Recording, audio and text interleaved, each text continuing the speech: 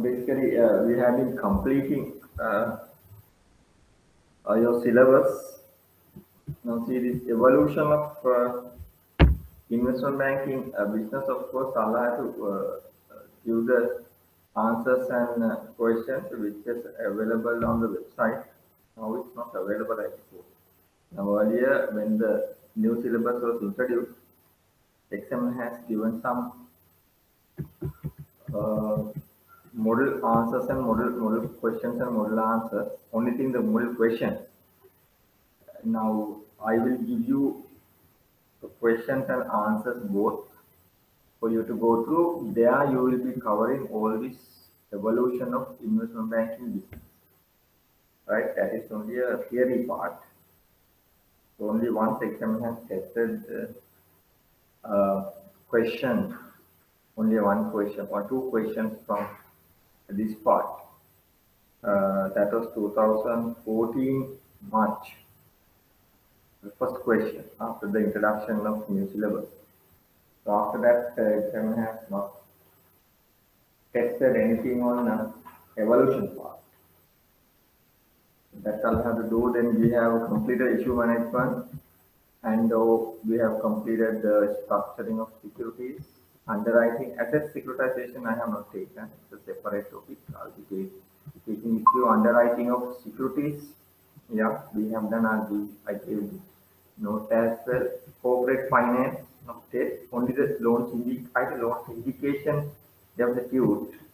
I'll give you. I'm not sure that I give you. I'll check that out. And asset securitization, then corporate finance, loans, only the literal meaner, loans indication, leverage buyout. Leverage buyout means basically you buy a company with more finance funds, more borrowed funds. That's only that 5 marks, 5 marks question. Investment advice given, brokering given, proprietary now we are on this topic, that is foreign exchange, mergers and acquisition. So basically asset securitization, corporate finance is only a note. Then the mergers and acquisition, wealth management gave a note, fund management only literal meaning, restructuring of capital recapitalization, and the mergers and acquisition, and the restructuring of companies, troubled companies are going basically continuing subject, continuing syllabus topic, right? So once we complete mergers and acquisitions, a part of same topic is restructuring and recapitalization of company. Basically, these topics are going hand in hand. So basically, we'll be completing mergers and acquisition with this topic as well. Then the investment research given a note, project appraisal, we have done this. Only thing, project appraisal, I have given the completed the note, but only thing there is a small part to be completed with this past questions. So then the balance part, of course, we can continue, right? So basically, we'll have to cover only three topics. We'll be covering through, right?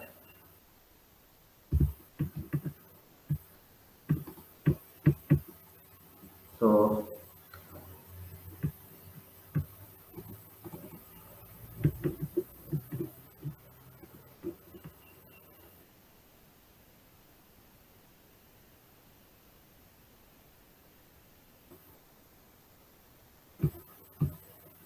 now, with regard to remember that the project appraisal we have done with you.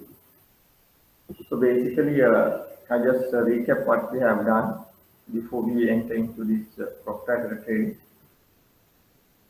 Project appraisal, basically anything you purchase, we can say a project. It does not necessarily require to have a big project with investment. Whatever you take a company, so basically purchasing an asset, selling an asset, or renting a building is a project. So basically, the other day I explained to you how do you calculate the project is viable or not. Only thing you have to keep in these things. This is accounting subject. right? Project appraisal is a accounting subject. Then how does it involve was investment bank? Now, for example, generally if a project is accepted or project is initiated, external auditors are the people who give an opinion on this project. Opinion in the sense what? Whether this project is acceptable or not. So the investment auditors, independent auditors are there to value or evaluate projects acceptability. So basically, investment banking involvement is finding the finance to this project. Got it? How this project is financed. Then they come to you. Then they come to you and they expect your assistance to find the finance.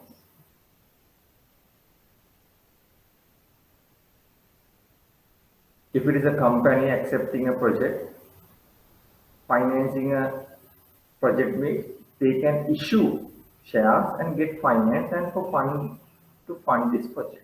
Now, if you see some prospectus, you can see there are things like that.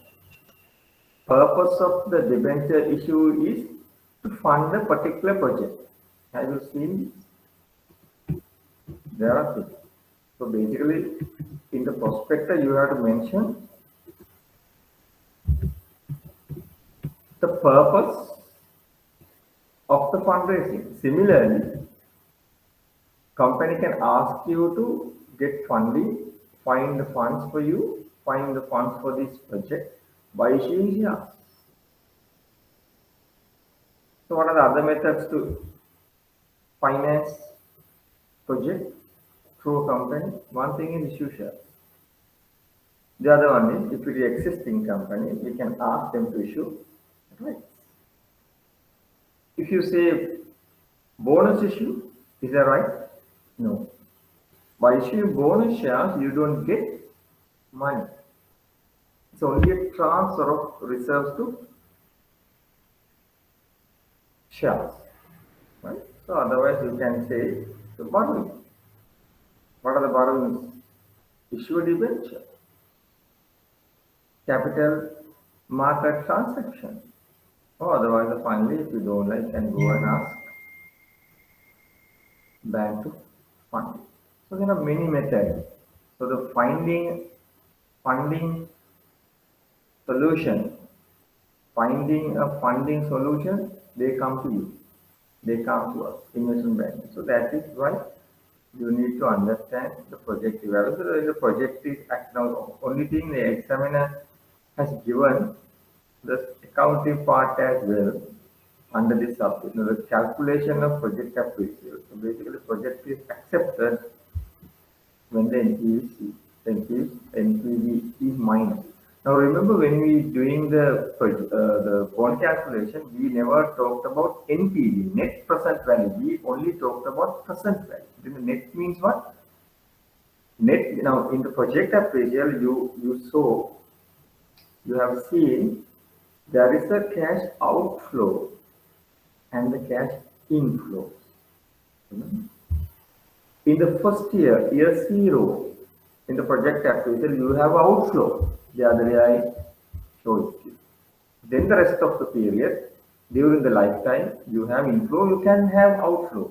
So what's the difference between project appraisal cash flows and debenture cash flows? Debenture or treasury bond cash flows. Treasury bond cash flows, you have only inflow.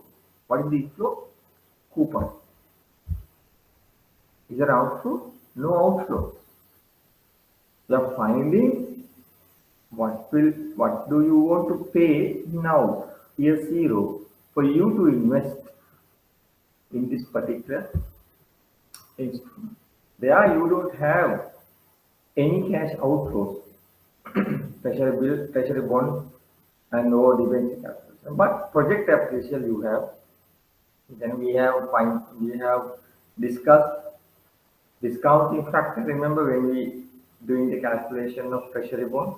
If it is individual, you just think whatever the return you need. It's only a thinking, right?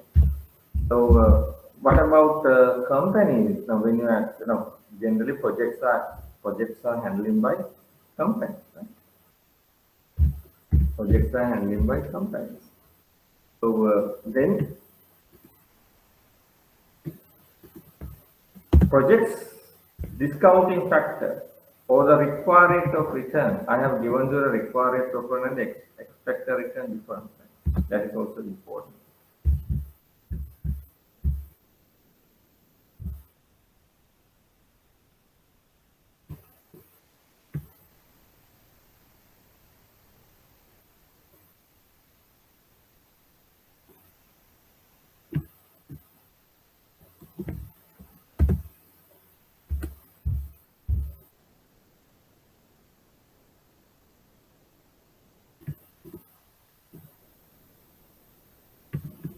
Right. I just that's that.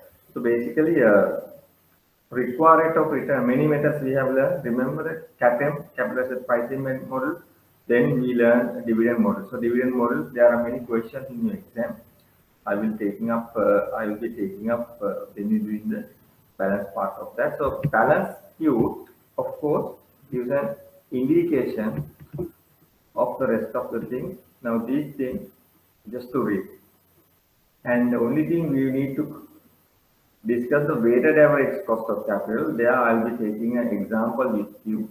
I'll be taking, right? Don't worry about it.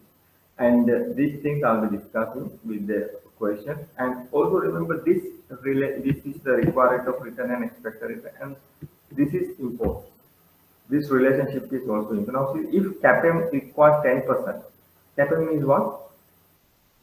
Capital as a pricing model, the expected return or the required rate of return. Required rate of return is 10%. You are expected to you are expected return is 9. Required rate of return 10%. But expectation is 9. You expect 9. But the required rate of return 9. Expected return means what? The instrument itself gives what? Gives return. The return instrument gives itself. So there is a particular one, it gives 9%. But my requirement is completely different. I need more. It gives 9, I need more. Is it worthwhile for me to buy or invest? No. Don't. That relationship is important, right? If I don't buy something, meaning is what? Remember that we discussed the overvalue, undervalue.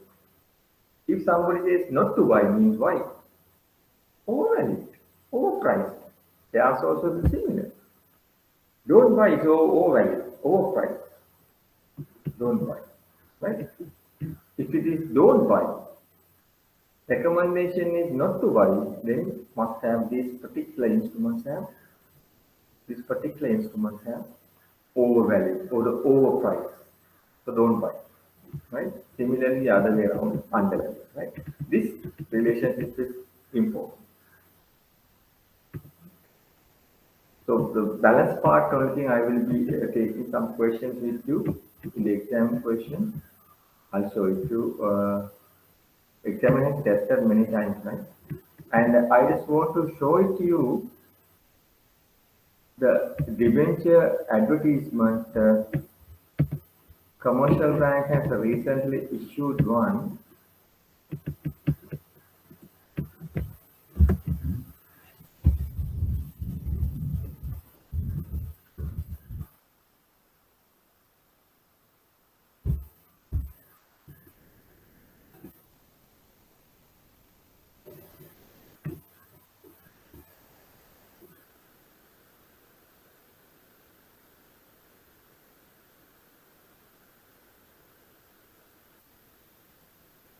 Now, I think you can see this, right? This is only a advertisement, it does not come. If you see the yesterday, the Friday's paper, Daily FT, Daily Mirror, there is an advertisement published by commercial bank for their debenture issue. This is 8th, this is September 8th,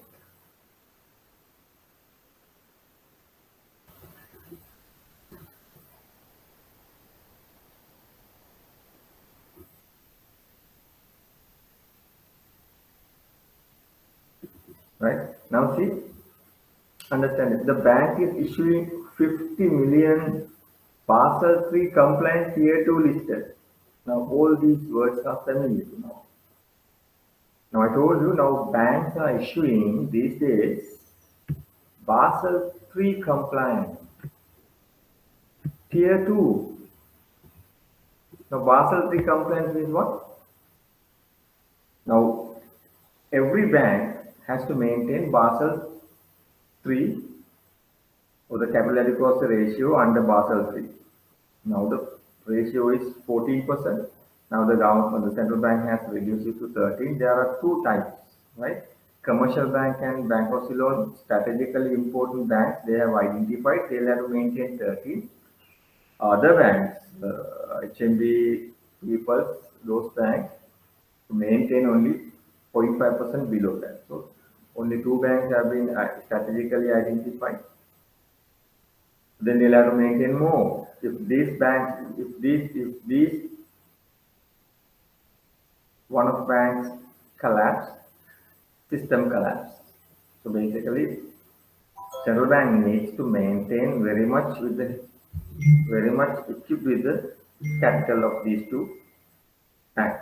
That's why they're asking more. Now, you know how the capital is eroded. කොහොමද capital එක නැති වෙන්නේ banks වල? What do you mean by capital? The owners put money. So when you put money, how do you erode it? Capital එක නැති වෙන්නේ කොහොමද? When you make continuous losses. Now have you heard any banks making losses? No. Banks are not supposed to make losses. There is a one bank recently emerged bank only few profits, but it is making profits. There is not no bank is making losses. Then how does it happen? Now remember, when you ask to calculate this capital adequacy ratio, there is a mechanism you need to adhere. So if there are assets, you have assets. What's the major assets you have in a bank? Loans. So when you give loans are not fully recovered everything. All the loans are not recovered. That's true. That's the general pattern. So that's why banks have NPA ratio, non-performing advance. So when you granting a loan, and when these loans are not recovered, then there will be a capital erosion. Right? So when you have to allocate some part of capital for the non-performing loans, when you calculate it, not only the capital, not only the profit, okay? Not only the profit, there are risk-weighted assets. When you have any asset, there is a risk. Now, if you are giving a 100% secured loan, so you give a loan keeping a security as FD.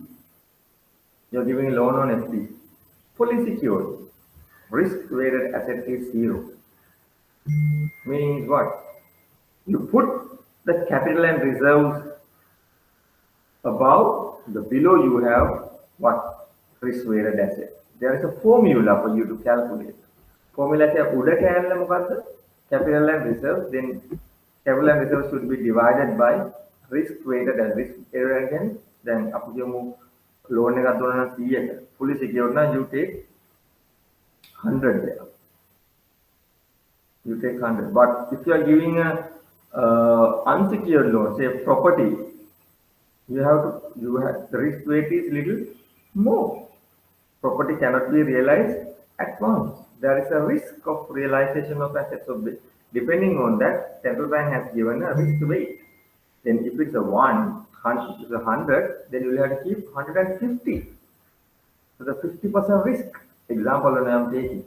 So formula එකේ යට කෑල්ල ලොකු වෙනකොට මොකද වෙන්නේ? ratio එක obviously අඩු වෙනවා. එතකොට 100ක ලෝන් එකක් property loan එකක් දුන්නා නම් ඔයාගේ formula එකේ යටට දාගන්නේ කීයද? උඩ capital plus reserve යටට ගන්නේ එතන යම් ගාණක් තියෙනවා. යට risk එක වැඩි වෙන්න මොකද වෙන්නේ formula එක? ලොකු වෙනවා. එතකොට when you the result you get as a percentage is also low. So you have to maintain 13% now. Otherwise, it's a breach.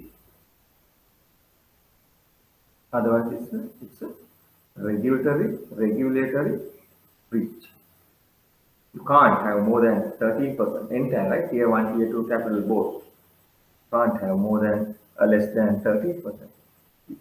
Right? So basically, every bank has to maintain their particular capital adequacy ratio. So basically, if you are giving more loans, meaning what?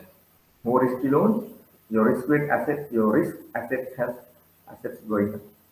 So when you make profit, when you can't realize it, you have to make provision.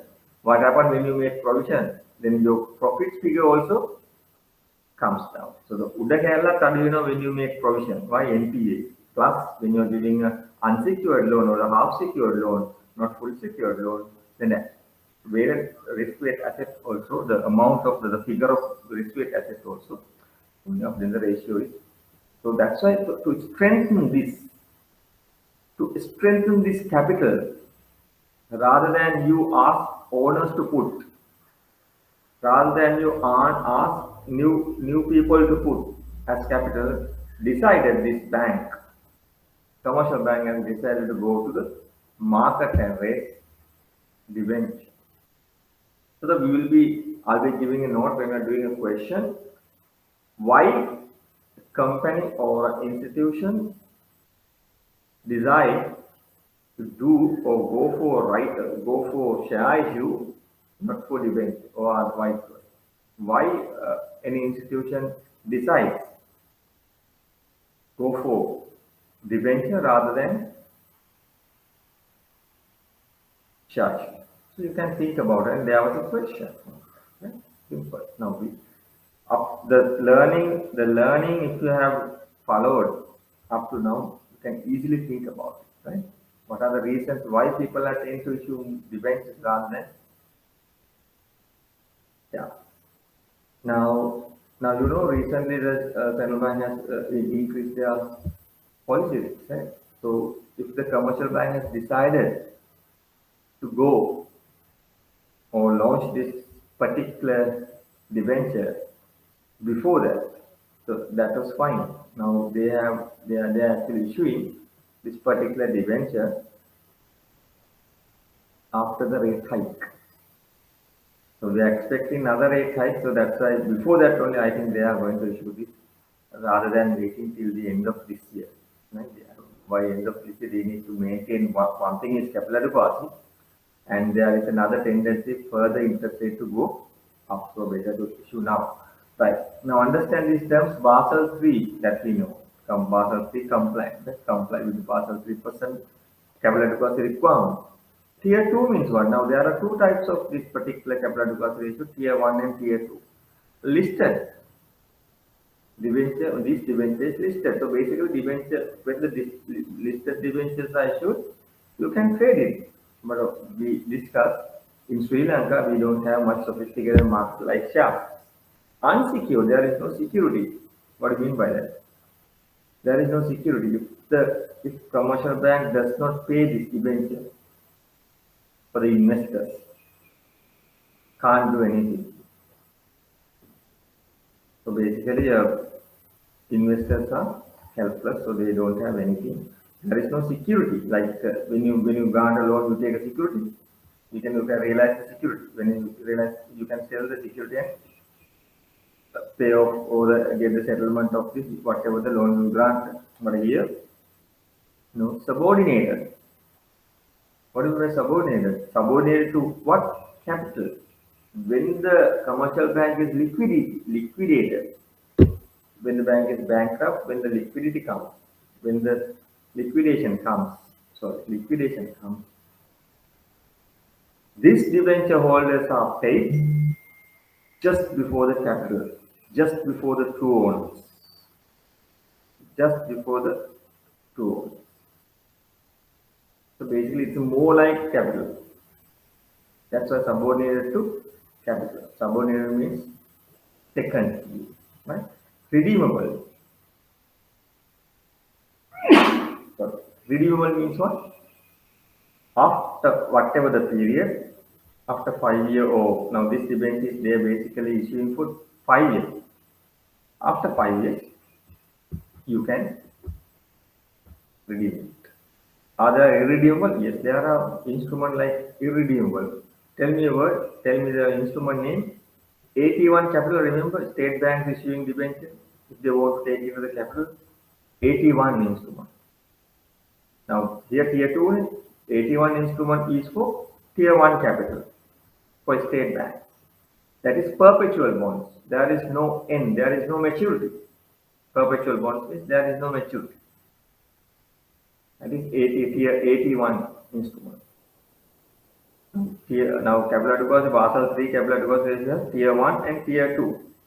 If it is tier 1, now tier 1 also you have to maintain a particular ratio 10%. In time tier 2 30.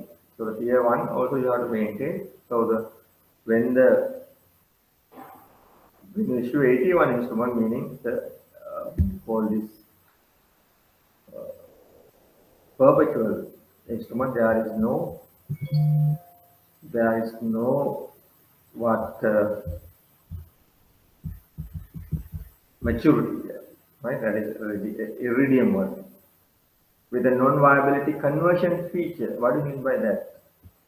So when the state bank is issuing debenture, to take their debenture amount of capital, it has to be 81 instead 5. Now what is non-viability conversion fee? Now non-viability conversion feature means what?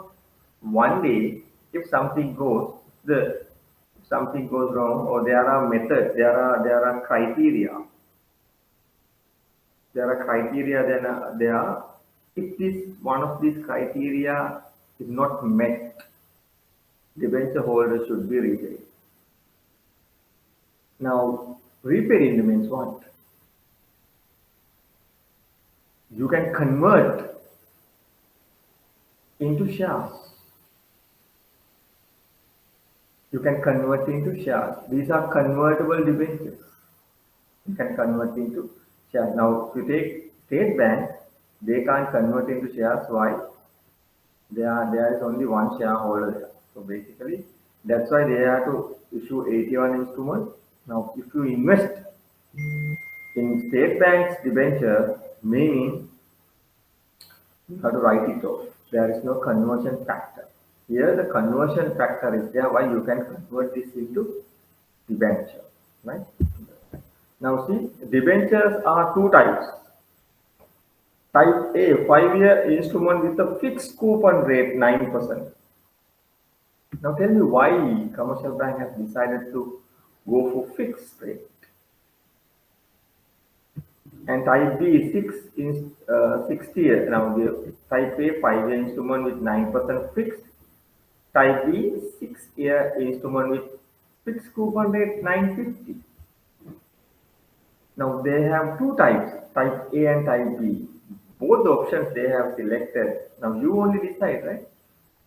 Fixed. Now what is the other method we can issue? Debenture variable. Fixed and variable. Here, both the instruments, both the types, they have decided to issue under fixed. Why? Now, these are the things the examiner can test you. Right? Why? Why do you want to issue debenture at fixed now? Rates have gone up. 2 weeks ago, it has gone up. Still, why do you want to? You think that why? In the future, rates will go up further. So then you block whatever the amount at a fixed rate. If you go for variable rate, treasury bill rate plus whatever the margin, when the country's interest rate goes up, obviously treasury bill rate also going up. So then you'll have to pay more. So you can avoid it by having fixed coupon interest rate. Now see, these are the things examiner can test you. Yes, tested many times. And these are the questions, these are the types of question you get. Question number 678. Story type question, text type question, but in it, once you read it, nothing. Only one sentence is needed. Yes? But the answer is only one sentence, but you can write it little lengthy with the 5 marks, but essence is only one sentence. All the questions coming in your exam, 6, 7, 8, more like this. Giving a lot of the lengthy story, but the answer is this question is nothing. Now also remember that AER. Now nominal value is 9%, but the annual effective rate is 9.2. Right? What do you mean by AER? Now this coupon is paid semi-annually.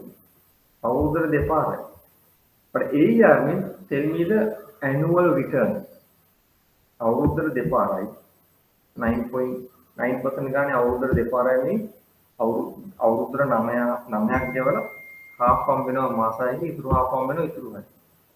Right?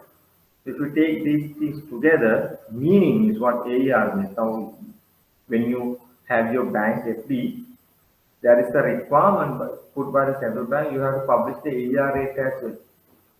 So if you take a whole year, how much my return? 9 ගෙවුවට දෙපාරක් ගෙවන නිසා semi annually, actually annual effective rate is more than that, 9.2. Now here, second one 950 AER, basically you are getting 9.73 on maturity. Now if you take 1 year FD, 10% means AER is also 10%. If you take 6 months, 5%, 6 months, 5% means what? Annual 6 months උනාට මේක annual rate තමයි 5%. මාස 6කට ගෙවන්නේ 5%, right? It's annual 5% you calculate and divided by 2 only you pay. Bank pay. Right? 5% is annual always.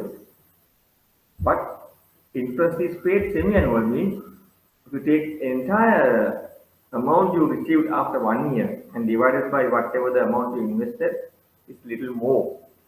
That is annual effective rate. So meaning, so if you put 3 months, AER means annual rate 5%. AER interest is paid by 3 quarterly. That is more than that. More than there are some questions will be taken, some questions which then you can understand. So say 5-year debenture, 5-year deposit, bank pays 10%. What do you mean by that? After 5 years time only you get 10%. අවුරුදු 5ක් ගියාට පස්සේ තමයි මේ 10% exam 10% හම්බෙන්නේ. So annually how much you are getting? Very low. So you have to always think about before you invest annual effective rate, not the nominal rate.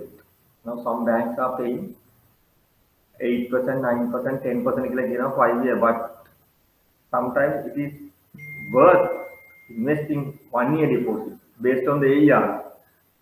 AER means annually how much you are getting.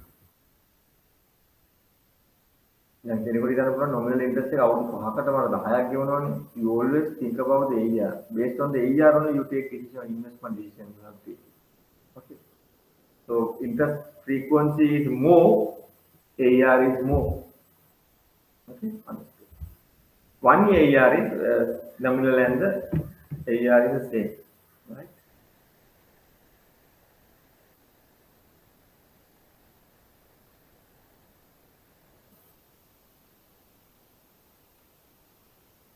Now see, the purpose of this particular debenture. Like I told you, if it's a project, then issue debenture. Now see, are expected to further improve the capital adequacy ratio of the bank by increasing its tier 2 capital. Now, see, the purpose of what by issuing this debenture is to increase the capital. Increase the capital. You can take this debenture into capital if it is Basel III compliant. It is convertible debenture. You have non-viable conversion factor. Otherwise, you can issue just debenture just to raise money, but you can't take into capital. If you want to take into the capital as given a capital, now debenture is a liability, right? Debenture is a liability. Now, what's the difference between now? See the difference between debenture and the capital? Completely different. Are you becoming a owner of this by investing in this debenture? No, you are not becoming an owner. You are still a creditor.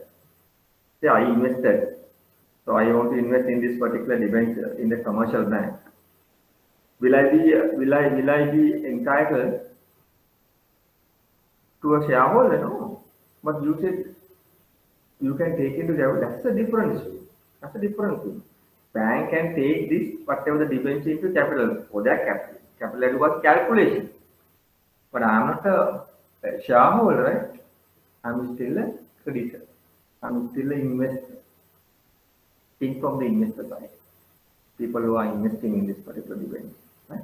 But for the bank, for the issuer side, if you want to, for the issuer, commercial banks need, if the commercial bank needs to take into capital this debenture, this liability to their capital, it has to comply with these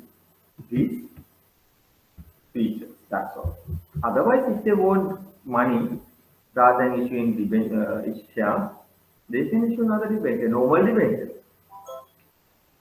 Normal debenture. Then you don't have this non-viability conversion feature, and I'm gonna have a good name. So it's the debenture. You want money to do a project. But this is good, right? You can take into capital as well. You get money plus you can take into capital as well, right? So that's the very latest one, right? This is I picked up. This is the latest debate issue last week commercial. Right? We have learned all these features. Now see, generally banks are issuing Basel III debentures right now. Okay.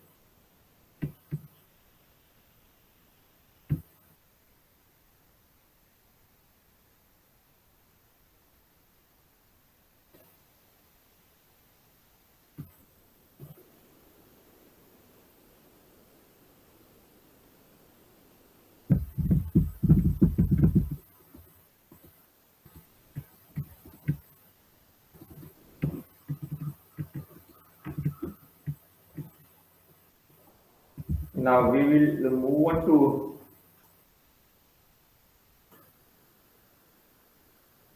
foreign exchange part. Any question you have?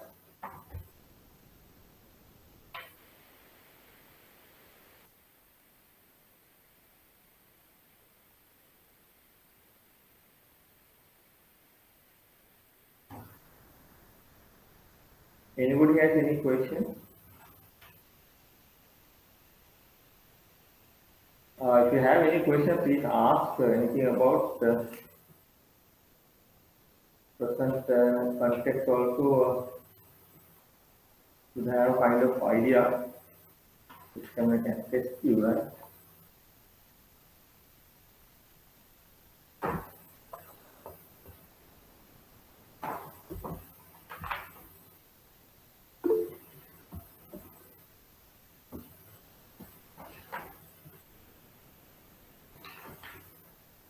Before I move into this particular one, I just read it to you. The question examiner tested you on this. Now see, now listen to this question right before we move on to now. These are the type of question examiner tested. Investment bankers are involved in various financial transactions. This question is there 2015 March. Question number 8, which involve Investment bankers are involved in various financial transactions which involve in a variety of calculations such as price and profit. Answer the following questions on the answer the following question on such calculation. Now, Sri Lankan exporter planning to export tea worth of euro 2 million to Germany. If the euro USD equal 1 point, they are giving the rate euro එකට USD කොච්චර ගෙවනවද කියලා කියනවා 1 සමානයි 1.3150, then hyphen you put 55. So basically what they are saying is euro USD rate, and USD LKR rate also they are giving 125, 125.60. How much LKR he will receive in this bank account? Simple question, but 5 marks. But you have a calculation of this particular. Now, Sri Lankan exporter, why Sri Lankan exporter gets euro rather than rupee? So basically, when you sell something, you need your country's currency. What is our country's currency? Rupiah. Rupee. But you get euros. Why Germany is in the euro? Now say somebody sells to Sri Lankan. Somebody said, now we also sell something. People are buying. People basically the other way around. Basically, some people are buying some items from us as well. Same thing. Export. We call them exporters. So when we sell something, the euro, for this particular question, Germany, we get euro. Euro currency is the currency where Germany is using. Now, have you ever heard somebody now? Have you ever heard Sri Lankan can give rupees for the service accepted for service get Sri Lanka? Can you pay in rupees to the foreigner for your service? Do you get rupees? No. But our report currency is rupees. But German report currency is euro, but they give you the euro, not rupees, not dollars. So why can't we do that? Why can't rupees, our report currency, whether you have to spend whatever the money in Sri Lanka in rupees? So then why you not asking? Sometimes one can say, oh, we need more foreign currency. We like to have more foreign currency. That is one thing. But can you say that? You can't. Why? There are currencies in the world which are accepted by the world or the people in the world. So the major currencies, Euro, USD, GBP, are the major currencies. You have AUD, New Zealand dollar, exchange. But major currency for the transaction, major currency is what? USD. Everything is based on the dollar only. Dollar only. Now, in this particular question, he gets euro 2 million.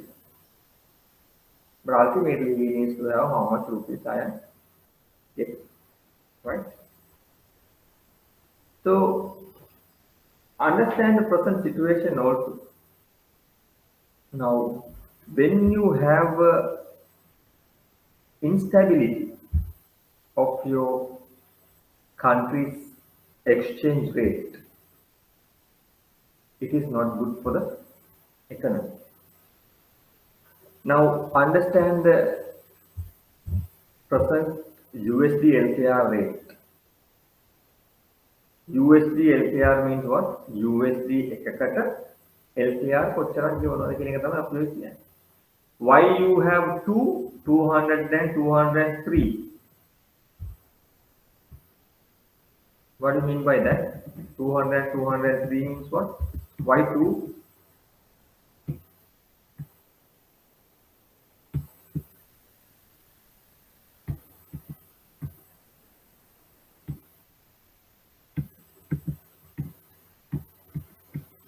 That is buying and selling.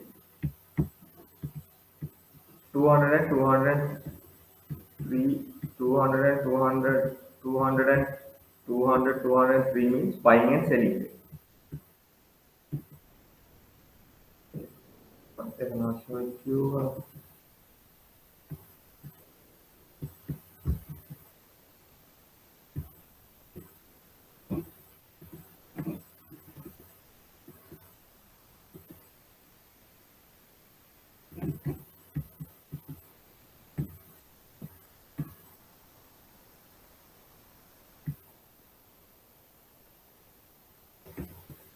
Right now, basically, if you say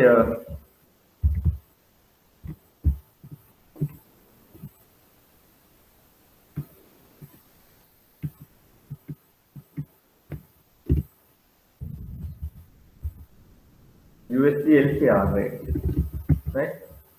I hope you can see this.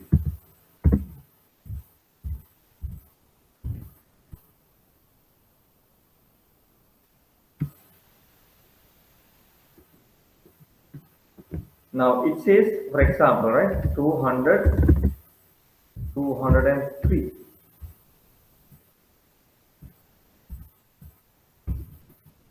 What do you mean by this? Now they say, for another example, okay.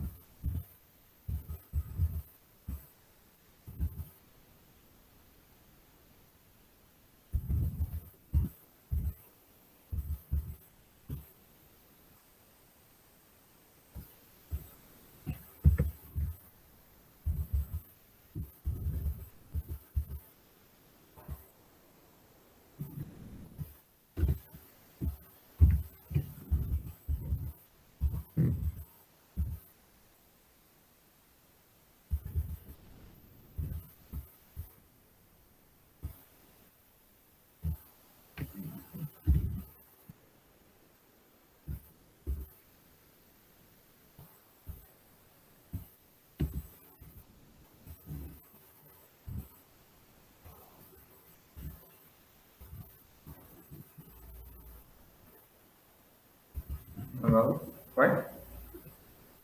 Now see, now these are the currencies. Now see, USD LKR, 200, 203, USD INR. Now what do you mean by this? Now 200, 203, this is percent rate of Sri Lanka rupees, right? USD එකකට LKR how much? This is how it goes. USD එකකට LKR. So the USD එකකට INR 74යි 76යි. So why you have two things, 200, 200 buying and selling. Bid and ask, similar words. Now all these three, LKR, INR, JPY. Can you see USD is on your left hand side? That's the thing you need to learn. But this is, you don't need to go in there, but we will be touching only the requirement of the exam as well, right? Only the requirement for the examination only, right? We're not going in detail, but I'm just giving you the background and knowledge. So these are the things presently we are using. Now, see if you see USD, firstly, LKR, INR, JPY. Now, LKR, you know, our currency, INR, Indian rupees, JPY is Japanese yen, Euro, and US. Why USD has come to right hand side? That's how it goes going on. These three, if you have one USD on your left hand side, the examiner gives you any currency pair for you in the exam which shows USD is on your left hand side. It's a direct quote available in YouTube. It's a direct quote. Now these are indirect quotes. See the difference. Dollar side is different. Here on the left hand, here right hand. There are four currencies like this. One thing is now why now generally you go for four decimal points, right? 200, four decimal, but in general since our currency is three decimal, three digits, we normally go for two. But since these currencies generally, if you see the market, the world market, you need to record four decimals. Right? Make a decimal making you can make huge difference. Right? We'll show it to you. Now, what are the currencies? Then you have what? GBP, USD. What else? AUD, USD. What else? New Zealand dollars. New Zealand dollars. US. Those are the only four currencies in the world. Quotations are quoted indirect quotes. These are indirect quotes. Why? What is the similarity of these? US dollar is right hand. Meaning is what? 1 euro equals 1.18 USD. Similar. Interpretation is similar. 1 USD equals 74 INR. Forget about this 70, we take 1 USD equals 110 JPY. එක ඩොලරයකට JPY 110ක් ගෙවුණා. Another point you keep remembering. Anything you pay more, your country's economy is weak.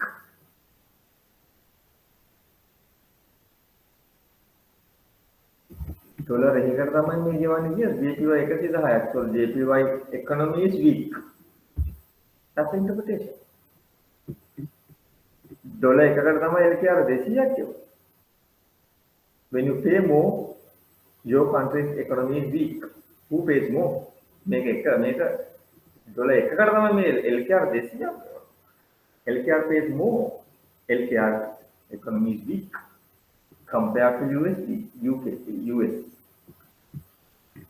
1 US dollar equals INR. Now, for $1, $1 USD, INR pays how much? 74.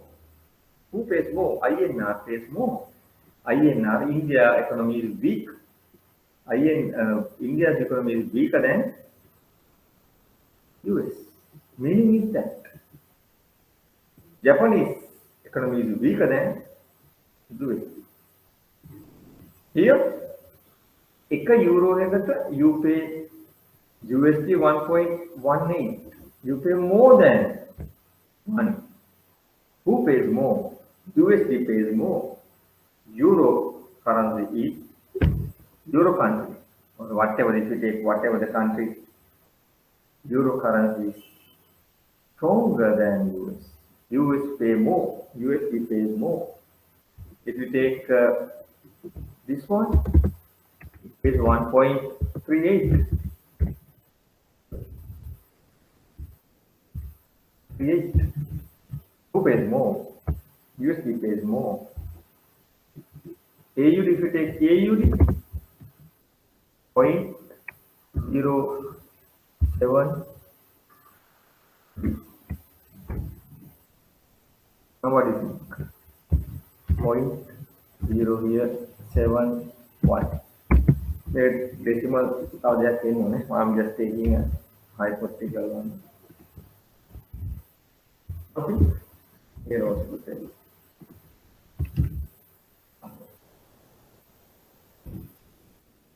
1 GBP gets 1.38. So the more USD you get for 1 GBP, GBP means Great Britain pound.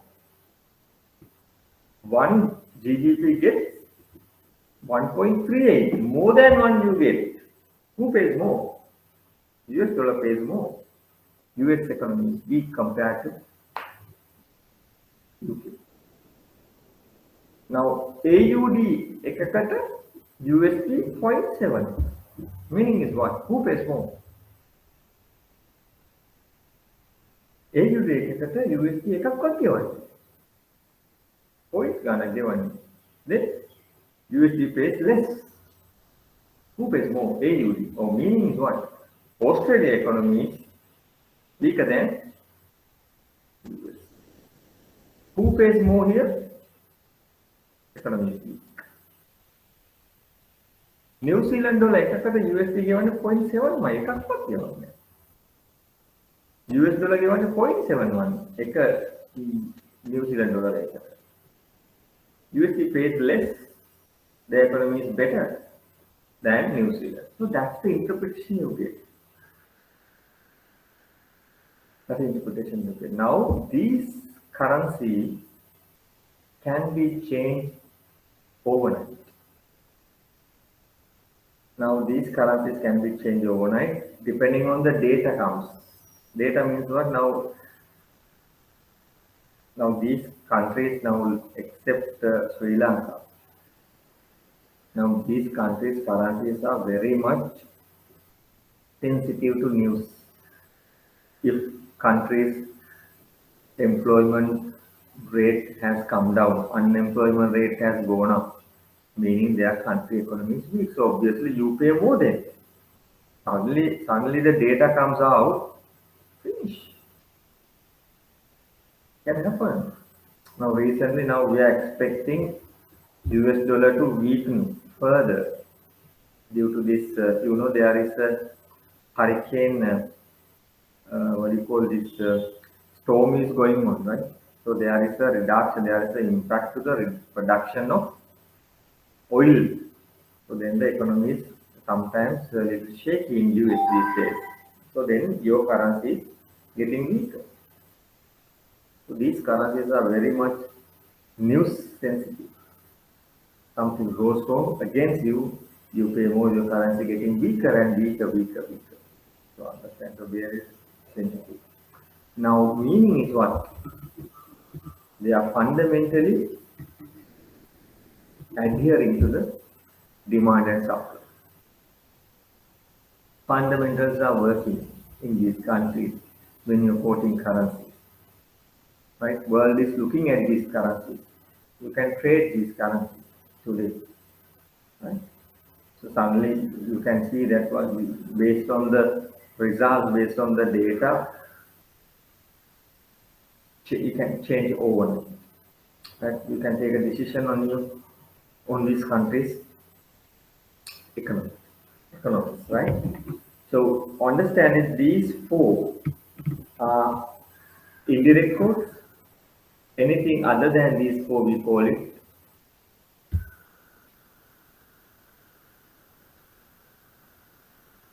direct codes, right? So why do we need foreign currency? Our LKR is accepted Where? Sri Lanka only. So basically, when you are dealing with the international market, you need to pay in foreign currency. You can't say that I will paying you in rupees. You can't say that. You can't say. You don't say.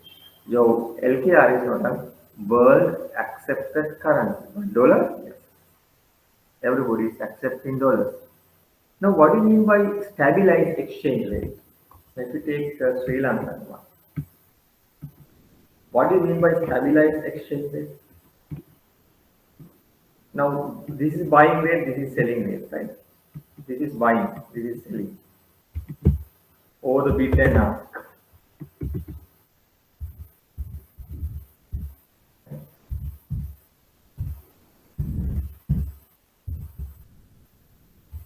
Or buying and selling.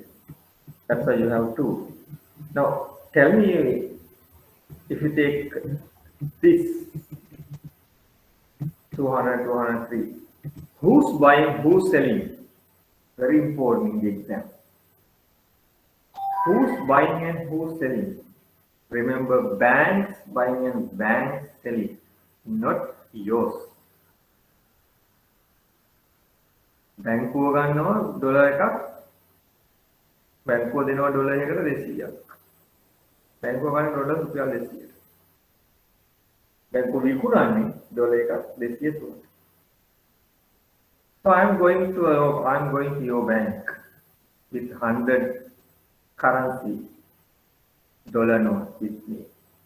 So I'm giving it to this manager. I'm telling him I need to convert, I need to have dollars, I need to convert into rupees, this 100 rupees, $100 note. So you see buying rate and selling rate. So I am the seller. So you ask me 203. Right? So basically, okay, I am giving $100 note. So I can see your board in the bank. You say buy and sell or selling rate. So I'm selling you, right? $100 note. So I'm selling you $100 note. So I'm asking you, give me 203, but you say no, I can't give you 203. I can only give 200.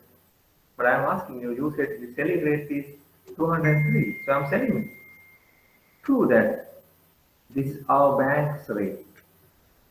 Banks buying at 200, bank selling at 203. So remember, don't go wrong.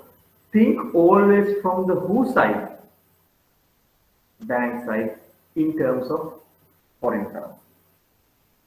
So the bank does not need anything how you think, but always think from the bank side. Banks buy. So you true that you need to sell. If you need to sell, what will the bank do? Bank buys. So what will the bank buying rate? So, understood? That's bank's buying rate. Always think bank's position, bank side, not the person who brings money. Understood? Even we do a transaction with bank to bank, think about your position. Now say somebody needs to sell something.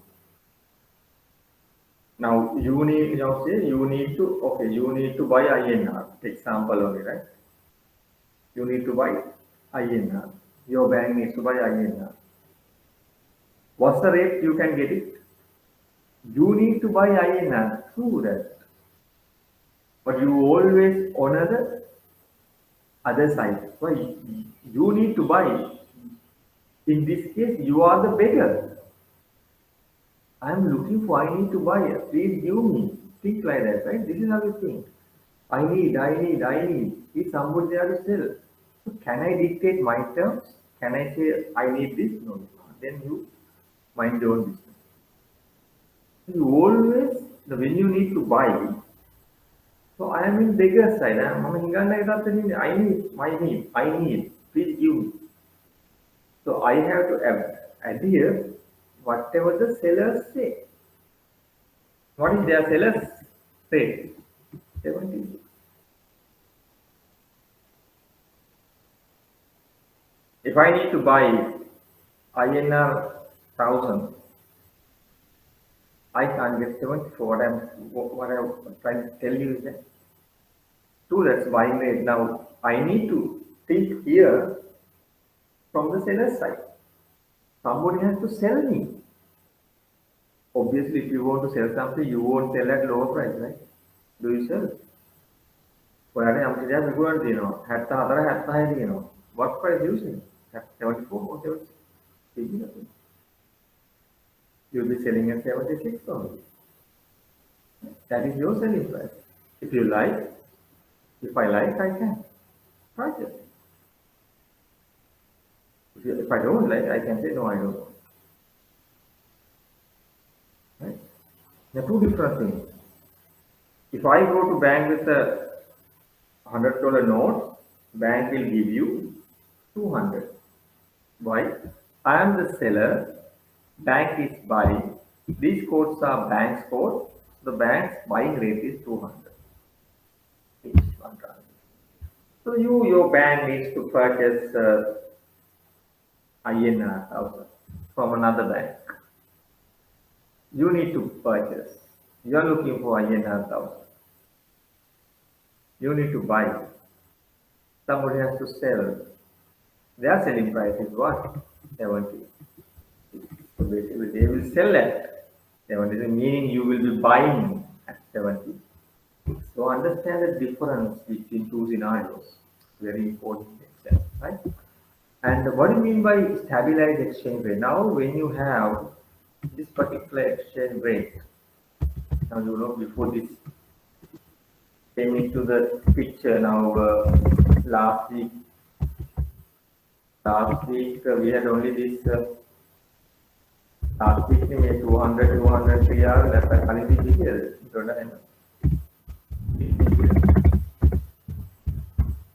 We say 226 and we say 230. Which is the rate previously. Yeah, right. Now say this is the present rate, right? 200, 203. Now what has happened?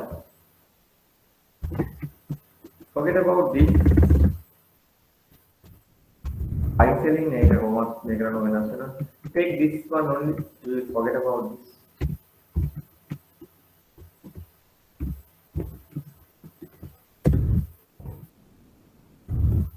What has happened? This is today. Huh? Today means today's rate. This day's rate. This is previous. Now USD LKR 200. It was 226. What has happened? The amount you pay for dollars has come down. We just told you anything you pay less, your economy is good. But still, you pay more for dollars. Still your economy is weaker than US. But your economy has become better. So your economy is getting better. Is that true? It is not true. Now, what has actually happened? It was 226. Now it has come to 200. What has happened to the dollar? Nothing has happened to the dollar. Now understand this. This is also important in your exam. What has happened to rupee? Something has happened to rupee, yes. What has happened to rupee? Rupee has appreciated. Now see the term. Rupee has appreciated. The amount you pay for dollar has come down. It was 226. Now it is now 200. the amount you pay has come down. In this case, we call it, in the exam, you can be tested for 2 marks. What do you think this scenario? Rupee has appreciated. No, remember only the LKR appreciated, right? LKR appreciated. So if the LKR appreciated, obviously USD has depreciated. That's a different issue. But think about this. LKR appreciated. The amount you pay, appreciated means what? The amount you pay has come down.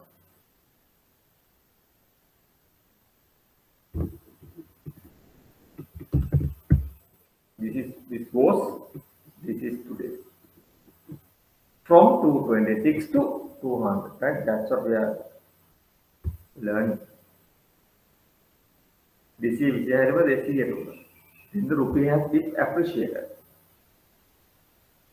Now, when you don't have a stabilized exchange rate in a country, lot of repercussions happening. දෙසිය විසිහරිව දෙසියට හම අප්‍රිෂিয়েට් වුණා නම් දෙසිය තිබ්බ දැන් දෙසියේදී මේක 215ට ගියොත් මොකද වෙන්නේ? Depreciate. Rupee has depreciated. Like that, right? අගේ අඩු වෙනවා නම් we call it appreciation. So අගේ වැඩි වෙනවා නම් we call it depreciation. රුපියල අවක්‍රමණයෙන් Sinhala. So rupee has depreciated. Generally we see rupee getting depreciated. But suddenly the government has decided to change it to 200 from 200. Now there are two types: depreciation and devaluation. So the depreciation is basically, or depreciation and appreciation happens based on the demand and supply. If we have more demand, obviously this rate goes up, rupee depreciates. If we have less demand, the other way around. So countries' exchange rate should be determined by the demand and supply. Now what has government done was they have devalued. Devaluation means purposely you do this. Once I can remember there was a budget, once the government took a decision at the budget, 3% depreciation. That's a devaluation. That is devaluation. So basically, depreciation and devaluation, two things. Depreciation is basically happen based on the demand and supply. But devaluation is basically you purposely you do this. You purposely you devalue. Now by doing this, take this actual scenario. It was 226, now it's 200. Who will be suffering? People who are holding dollars, not converted into rupees. Who are they? Exporters.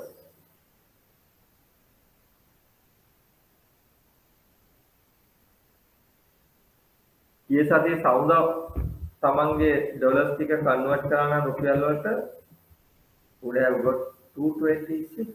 So 1 million you needed to convert, then you would have got 226 million. But if you do it today, how much you are getting?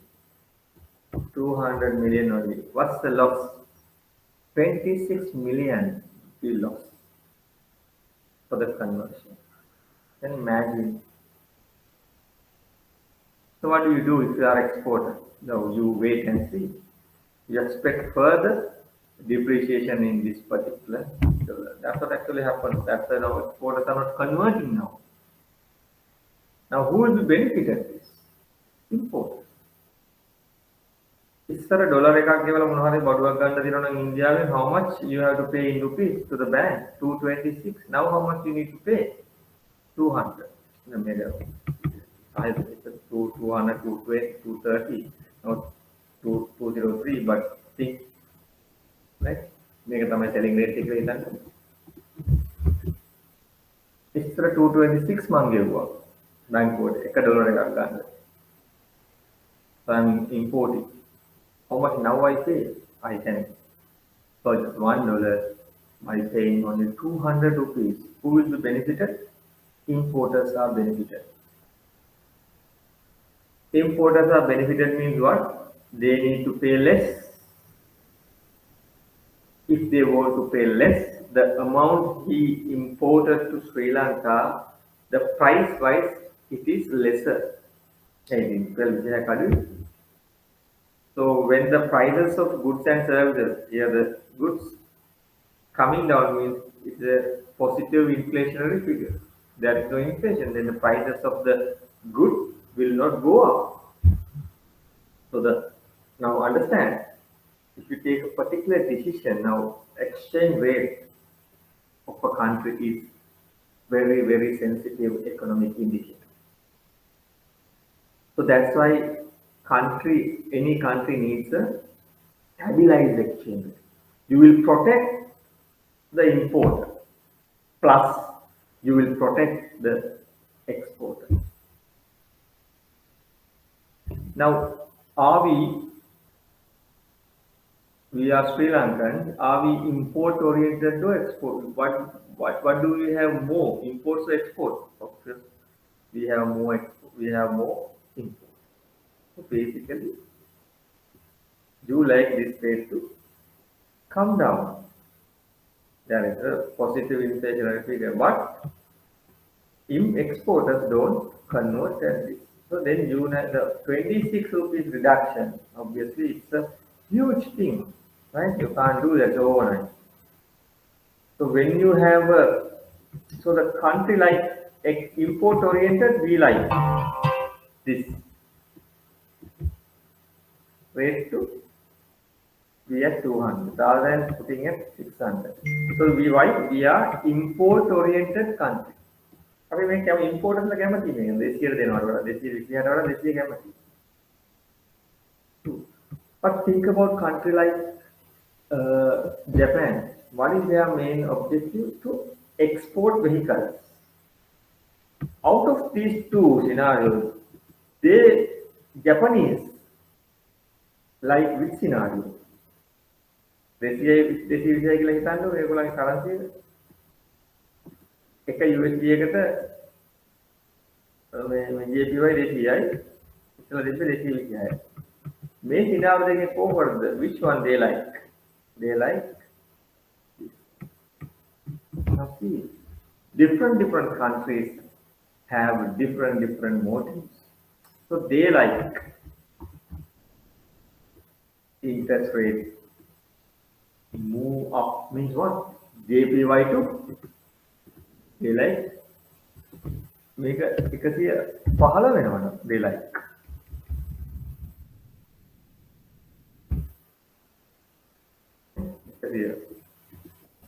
He had made a Omar Udder around them they like. They like this goes up with 120. They like. They are export oriented. But we don't like. So that's the pattern. So that's what you need to think about. Right? So that different countries have different but in countries like generally we accept, generally we assumption, generally we assume any country should have stabilized exchange rate. That is important. So stabilized means not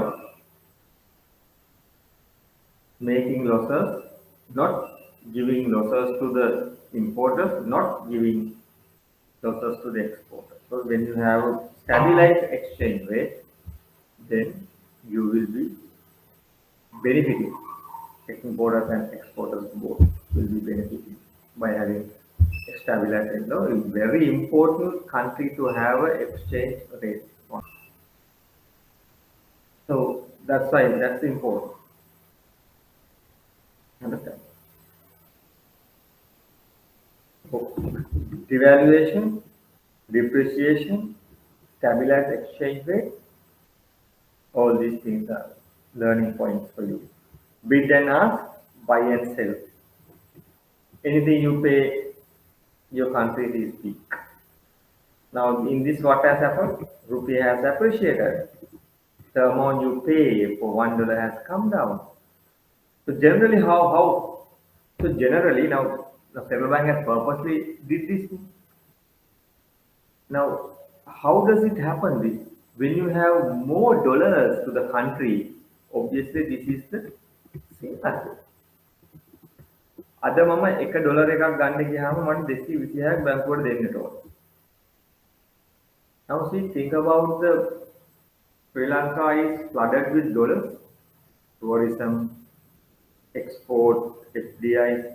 Everyone is perfectly all right. Now dollars coming to Sri Lanka, more dollars coming. So all the banks have more dollars. So the one bank, almost all the banks have excess dollars. One bank says we will give you 226 excess dollars. Some bank says අපෝ මට මෙච්චර නගන්න ඕනේ. මට රුපියල් 200 දෙන්න මම දෙන්නවා dollar. The bank need to sell dollars to anyway. Why excess? So meaning is what? If we have more supply, this price should appreciate like this. When you have more supply, only countries' currency is appreciated.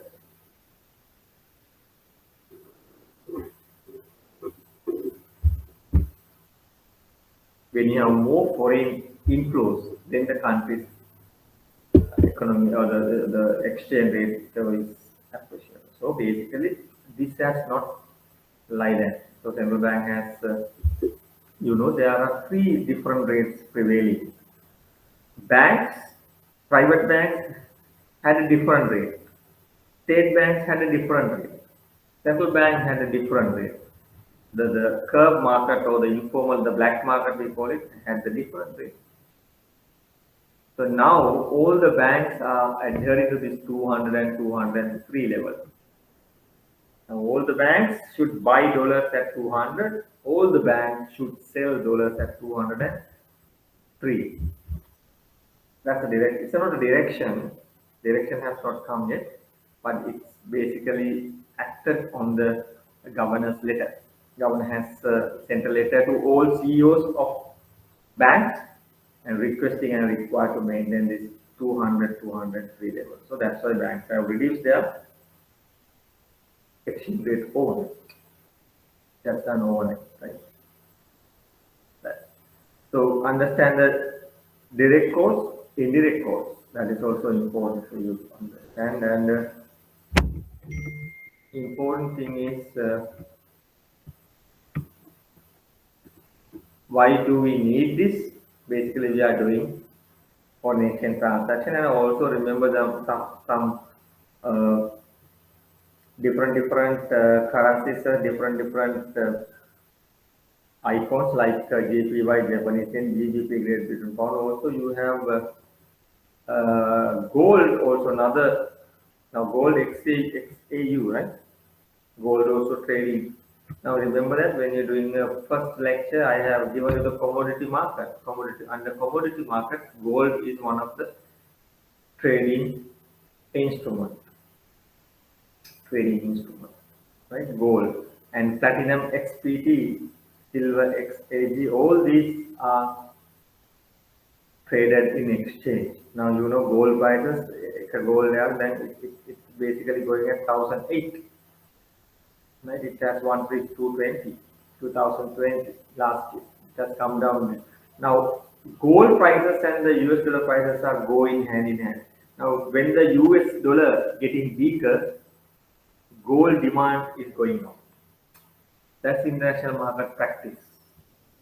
That's the practice of international market.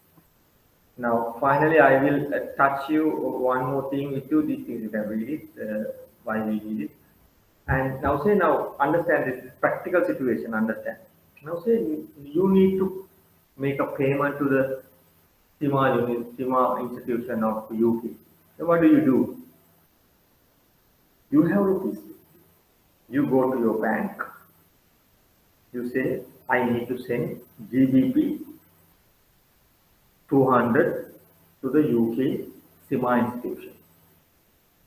CIMA institution I need to send.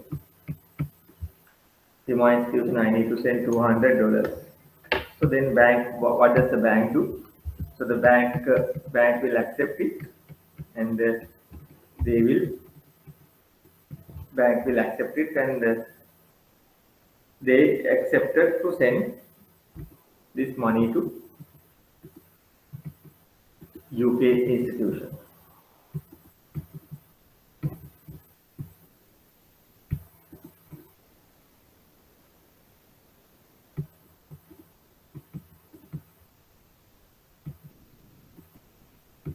They need to accept the UK institution, right? Now, what does your bank do? So basically, accept rupees and sending GBP to where? UK. So how does it happen? Now understand this important. Understand. Now how does it happen? You give rupees. You need to send it to GBP to your SIMA institution. Now basically you accept rupees and you convert into GBP and you deposit or you send SIMA institution's bank account. We say in UK they maintain bank account, their bank account maintained at HSBC, UK. So you send GBP 200 to where? HSBC in UK in favor of SIMA institution. For you to send, so say for example, so your bank is HMB, example, right? HMB sends money 200 GBP to US UK HSBC. So for you to send money in GBP, HNB need to maintain account HSBC in UK.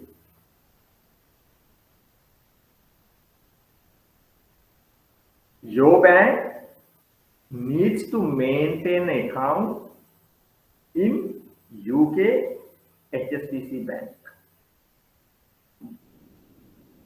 We call this account you maintain with them. Our account, you understand? Our means how? Who is our? HNB. Our account is with them. We call it nostro. Because there was a question, not in your exam, but there is a high chance of testing this question for 2 marks. Our account is with them. Nostro. In the international markets only we talk about, right? Our account is with them. That is nostro. Their account with us, vostro. Now see Middle East people sending money to Sri Lanka. Sri Lankans are sending money to Sri Lanka. So they are say now somebody wants to send money to Sri Lanka in dollar terms. So then they are going to bank in their particular country or exchange house. They need to send money to Sri Lanka through our account. So basically they are sending money what? In rupee terms. If it is, they can send money in dollar terms as well. That is PFC account. If they are sending money to Sri Lanka in rupee terms, also they will have to maintain, they have to open account with us only in Sri Lanka, one of the banks. So basically, if you need to send money to whatever the currency, whatever the country, you need to maintain account there. You need to maintain account there. If you want to send money to US, of course you have to maintain your Nostro account with US. You have many banks, Citibank, JP Morgan, Deutsche Bank. Your Deutsche Bank is basically a German bank, but you can open your Lola as well. JP Morgan, Citibank, those banks. Bank of America, many banks. So every bank in Sri Lanka have nostro relationship with them. Otherwise, you can't do trade, foreign trade as well. You can't do that. But if you want, remember that if you want to do, now say for example, now you need to send something to Nigeria. You don't need to maintain nostro account, but for the trade transaction, you need to maintain the relationship.